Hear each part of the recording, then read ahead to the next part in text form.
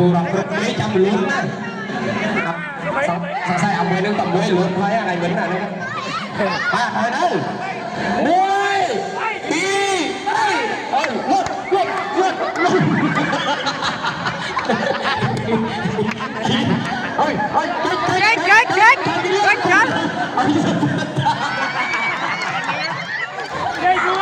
เด็กมวยเองท่านได้จับคุณจับโอ้ยเฮ้ยน้ำมัน